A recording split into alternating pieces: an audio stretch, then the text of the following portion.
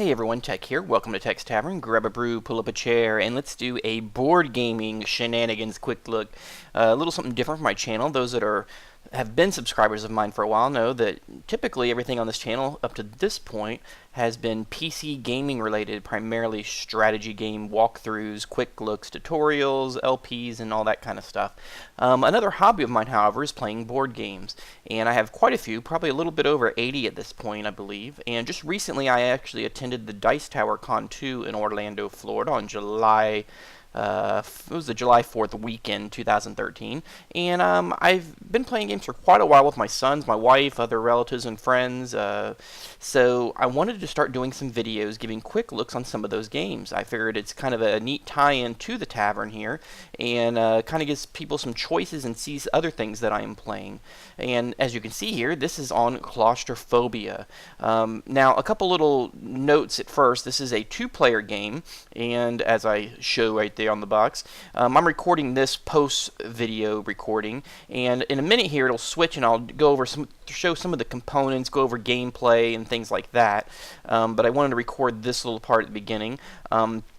Please keep in mind this is my first time attempting a board game video, so it's going to take me a little bit of time to get practice as far as I think I need to prepare a better script for future videos. Also playing around with lighting, audio levels, things like that. It's going to take a little time to smooth all of it out, so this is my first video, so I do appreciate any feedback that you guys can give me.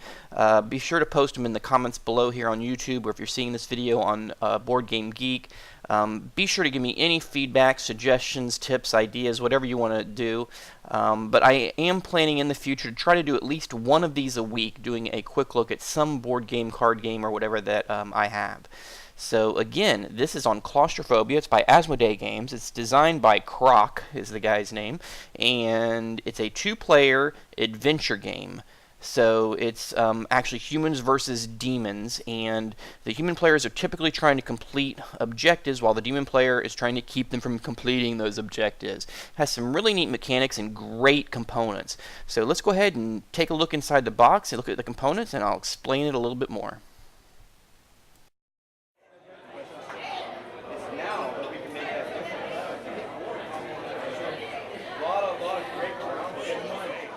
Further look into the game here. As you can see, it has a nice full color instruction manual, which does a pretty good job. We had to refer to it a couple of times here and there, but not too bad over the course of the game. But as you can see, it gives a lot of nice illustrations and examples of like what this is. Here for example, this is the Demons player board, and it does a real good job of highlighting each of the areas and explaining what each of them do. So the instruction manual is very well done. It actually also serves, which I'll show you here, and they give some good positioning examples and guide examples there.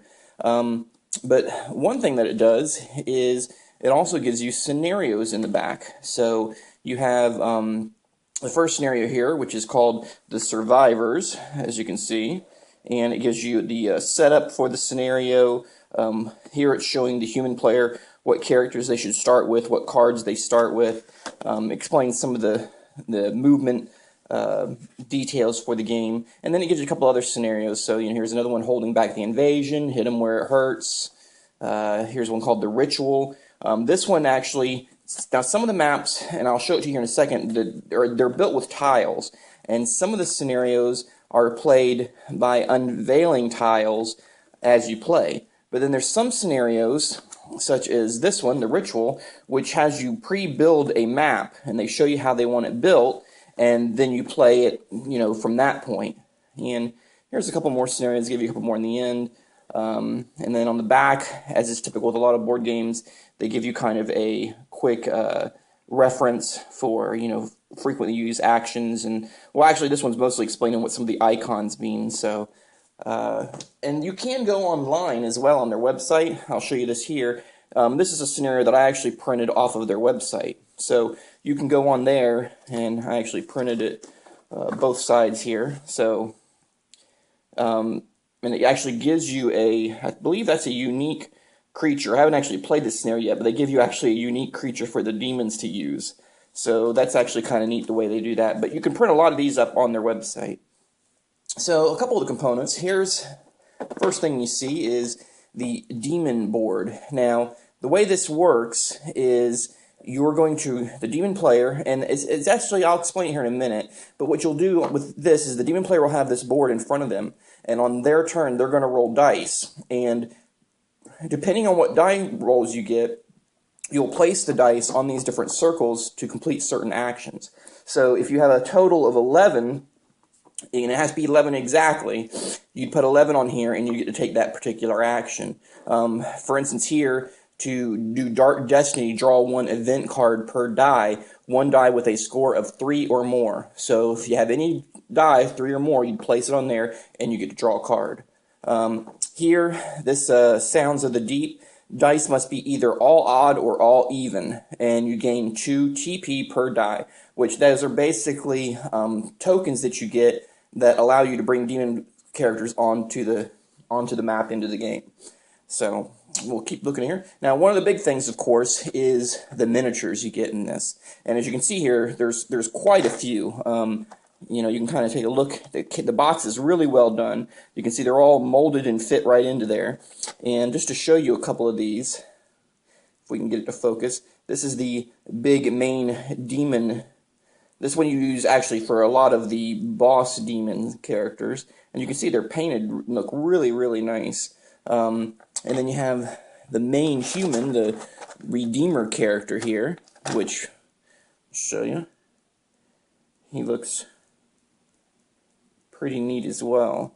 I mean, like I said, they're all pre-painted, look really nice. You know, really, really well done. And the humans, you have 5 different characters. You have your main Redeemer, you have these brute guys, which are kind of like your tank melee kind of guys, and then you also have some swordsman type guys, which they're fast, they can evade, stuff like that, so they're pretty cool. And then the demon player actually just gets a whole bunch of these little demon imp type guys. They're actually called troglodytes, and you can see you get a pretty good amount of them to bring out onto the map. So essentially, as a demon player, you're bringing out a lot of troglodytes, and then you're bringing out boss demons from time to time. And you can never have more than one demon on the board at any given time. So you would always use this guy for that particular demon. Alright, then, as you can see here, this thing is packed full of tiles. So you have one set of them here. Let's not squish the brute. You got one set of them here, and then we got another set here. So there is a ton of these things. And just to show them to you a little bit better, you can see that on the other side, it has the map location or whatever drawn out. And there's different turns and straightaways and intersections.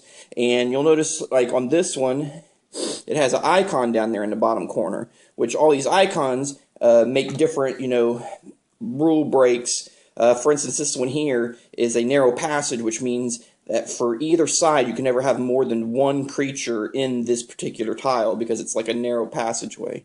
So that's kind of neat. And these will, on most games, these will be drawn up randomly as you go along, and they're unveiled. And what will actually happen is the demon player, in most situations, the demon player gets to orient it on the board. So the human player does have cards that allow them to break that rule sometimes. So another thing you get is you get a lot of dice here, of course. You get, I don't know what this guy's doing in here. And these things right here I'll explain. These are pretty neat. What these are they are used for the human player to keep track of, let me put one together here for you. These are used to keep track of the human player's stats. You'll roll as many dice as there are characters. So if you have, at the beginning of the game, say you have 4 characters, you roll 4 die, and then you're going to assign these die to each character. So, for instance, on this particular character, let's say we rolled a 4, you would take this 4, and you would put it into the slot for the character. And what that would do is, would be and you can see the different columns here. The first column is movement, The second one is combat, and the last one is defense. So you would see he would have a movement of 2, which means he can move 2 tiles. He has a combat of 1 and a defense of 3. So it's kind of neat how you actually roll the die, and then you have to make a decision on who gets which die to control what their stat abilities are for that particular turn. So that's kind of a neat mechanic, the way they set that up. Now, as I showed you earlier on the demon board, they have kind of the same thing, but it's not on a per character basis. They just basically have different options to do as far as bringing more demons onto the board, increasing their attack, maybe rolling an extra die, things like that.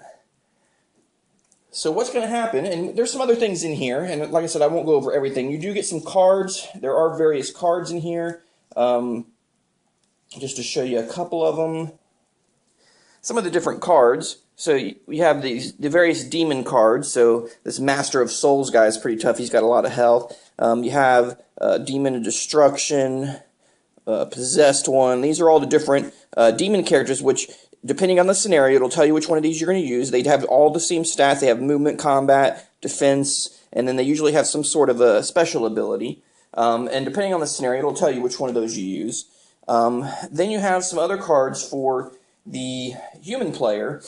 There's these type of, I don't know what they're actually called. I don't have it referenced here. But there's kind of these like goods cards, which these cards are used in certain scenarios where it will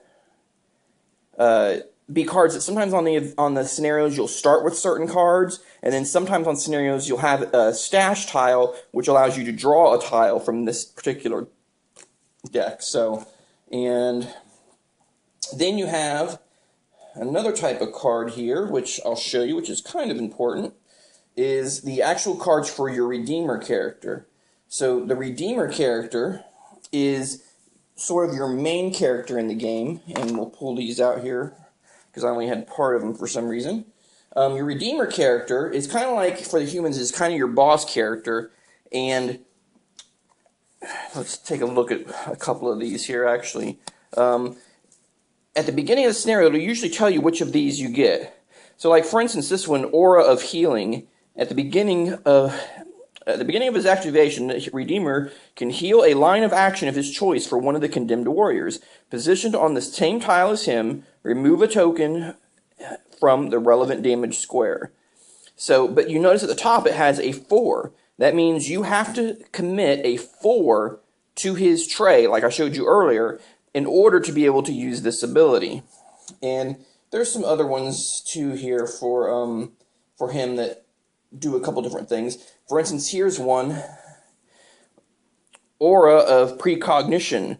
At the beginning of his activation, the Redeemer can choose to trigger this gift. The next tile to be played during this round will be secretly chosen from the next 3 tiles on the stack. Furthermore, you choose the orientation of that tile. The remaining 2 tiles you put back on the stack in the order of your choice. So normally the demon player gets to choose the orientation of the tiles. With this card, the human player can do that. But again, if you notice at the top it has a 5, that means you have to commit a 5 to the Redeemer in order to do that. So, and there's other cards too. There's some equipment cards that you can give to guys that give them ability to hit demons better, and you can see the artwork's all done really well on these.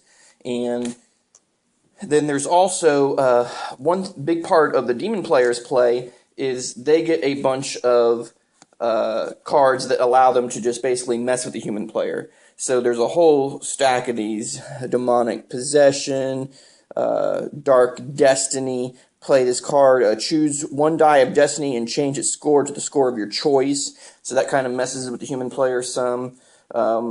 Terror, this is a card that I hate a lot. Move a condemned warrior of your choice to a neighboring tile connected by an opening without applying the blocking rule. So that allows the demon player, just when the human player thinks he's at the tile he needed to get to, the demon player knocks him back a tile, which is extremely annoying from playing it quite a bit.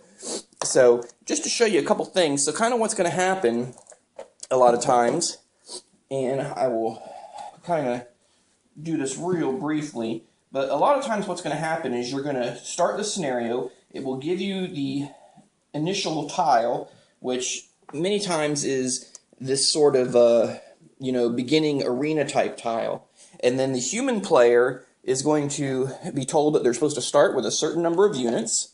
So we'll just kind of set them up like this or something here,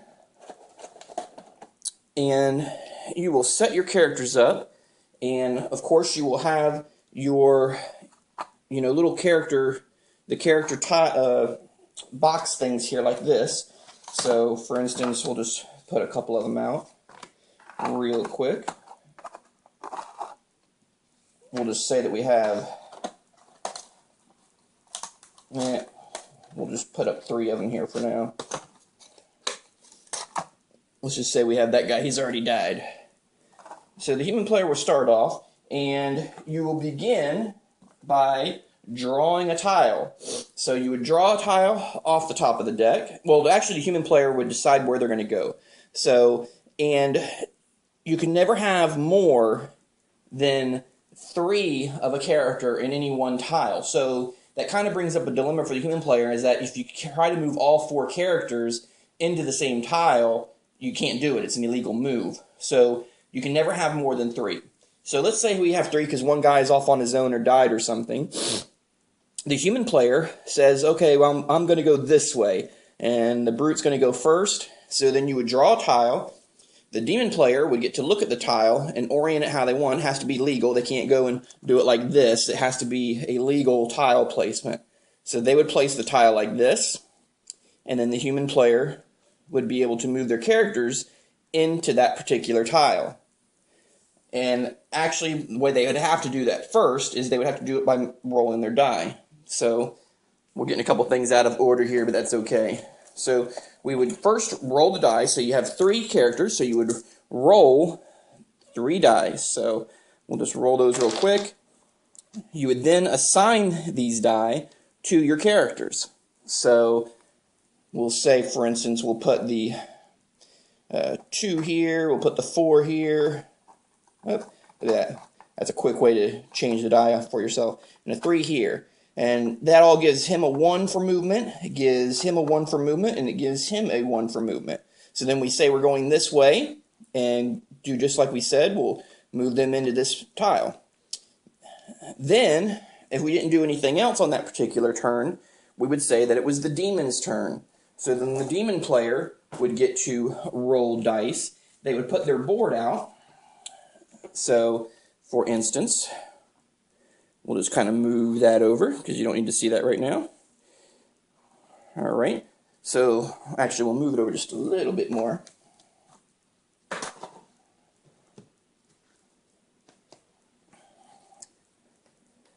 So we'll move that over just a little bit. Then, on the demon player's turn, they, again, reference their board. They will roll 3 6-sided dice. So we'll kind of roll these here. And we see we got a 2, 3, and a 4. Now, the demon player will always have 3 dice. The human player's dice are controlled by how many characters they have. The demon player will always roll 3 unless they burn a die on the calm before the storm to roll an extra die on their next turn. So if we had this roll, and you could see some of this stuff, like if you have a total of 12 or more worth of dice here, you actually set a trap that hits one of the human players. And I'll show you how the players get hit here as kind of one of the last things.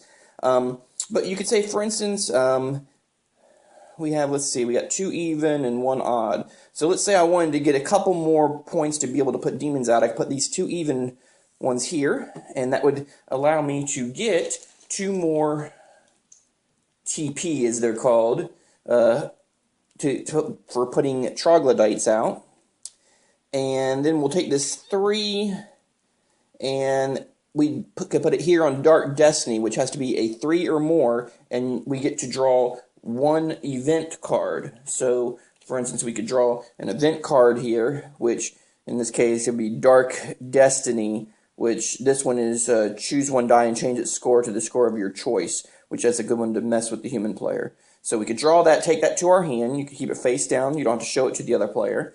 And then, on your turn, you are able to bring troglodytes onto the board.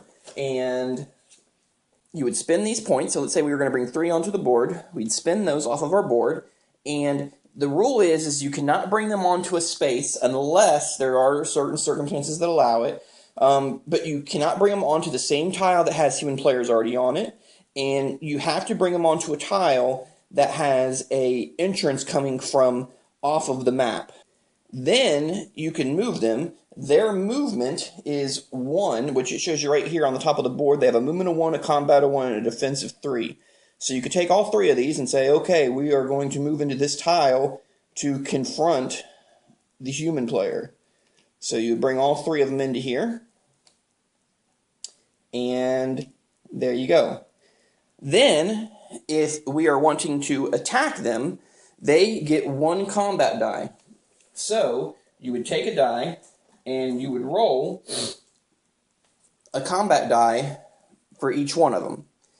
So you would first of all have to look at the defense of the human player. You would roll a dice for each one, but you would have to reference, you have to pick who your target is of who you're attacking, and you would have to look on the line that they had picked with their die to see what their defense was. So if we look at these characters, the Blade for Hire, he has a 4 defense, the Redeemer has a 4 defense, and the Brute has a 5. So we would say that they're going to attack the Redeemer, because the Redeemer is the most dangerous one over the course of the game. So since he has a 2 here, it's a 4 defense. So that means they need to roll a 4 or higher in order to get a hit. So they would roll the dice. You can see here I got a 3, a 2, and a 6. So we got 1 hit. Now the way the damage works, and I haven't explained it yet, which is kind of a cool mechanic the way they have it set up on this game. And actually in this case, since the Brute is in the same tile as the Redeemer, the Brute has a bodyguard, which right under his portrait here you can see bodyguard, which means he can take a hit instead of someone else on the tile. So what you can do is he can take the hit, and you would take one of these red hit pegs and you would assign it to one of the lines. And this is the tricky part about the game, because whichever line you assign a hit to, they lose the option of being able to take actions on that line in the future when they assign a die to it. So if we look at it and we say, well, 2 and 3 have the exact same stats. They're 1 movement, 3 combat, and 4 defense. So we could stand to lose one of those if we had to lose one. And 4 and 5 is the same. It's a 1-2-5, 1-2-5. So let's go ahead and we'll lose one of the higher ones with the higher defense, I guess. So we would put the thing on the 5. So then, in the future, if we ever assign a 5 die to this character, he is basically stunned, only has a defense of 3, and cannot take any action on that turn. If you fill all of the pegs, all of the holes up with the pegs, that character is dead. So as you can see, as they take more and more wounds, they become more and more ineffective because of the dies being so restrictive. So that's kind of the demon player's strategy, is to continue to whittle away at the humans and keep giving them more and more wounds until they kind of get at a point where they get stuck and have wasted turns. Now the demon players, the troglodytes, if they get hit, they only have a health of 1, these troglodytes. So if they get hit, they just come off the board. The demon characters, which are a little more hardy, when they get hit, you just put little health markers to mark off their health. So, for instance, if the demon player is playing here with the underground hunter, for instance, if he got, say, 2 hits on him, you just take these little damage tokens and place them onto the guy. And then once he gets to 4, then he's gone, and then you would take the large demon character, if he was on the map, you would take him off and he's been killed.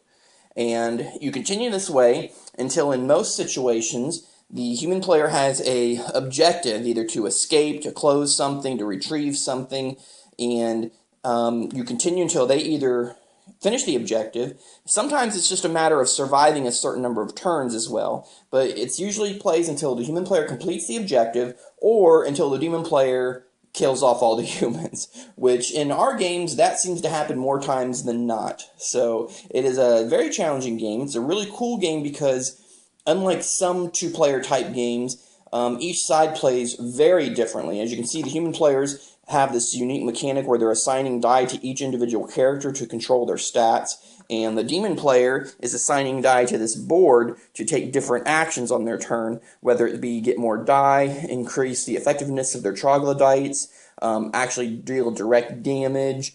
There's a lot of different actions that can be taken. So it's a game that plays in about, I'd say, typically it takes about an hour. The box says 45 minutes. That's pretty accurate. If you were playing a shorter scenario, you could do it very quickly. And we enjoy it quite a bit. It's a fun game. It's really cool having these very detailed and painted minis, which is really, really cool. They're very neat, add a lot to the game, and make it a lot of fun. The tiles, the artwork is all very done. All the components are very nice in the game. There is one expansion that has been released for the game. I do not have that expansion yet, but I know it added a few more characters, some more scenarios. I think it even added more tiles, and I'm definitely interested in looking into that. So again, that is Claustrophobia, a very cool game. Be sure to check it out if you're interested in this. And also, please leave your comments and questions and feedback in the comments below. Again, this is a new thing here for me to be doing a board game quick look. So this is my first one, so it's probably a little rough. I'm sure I probably made a couple of mistakes here and there. Been doing a lot of work trying to make sure I get lighting and all that kind of stuff and audio levels. So please leave any feedback. I do plan to try to do at least one quick look type video on a board game per week. So that's kind of the goal. So I will continue to try to tweak and go from here. So anyway, that's it. Thanks for joining me, and I will see you in the tavern next time.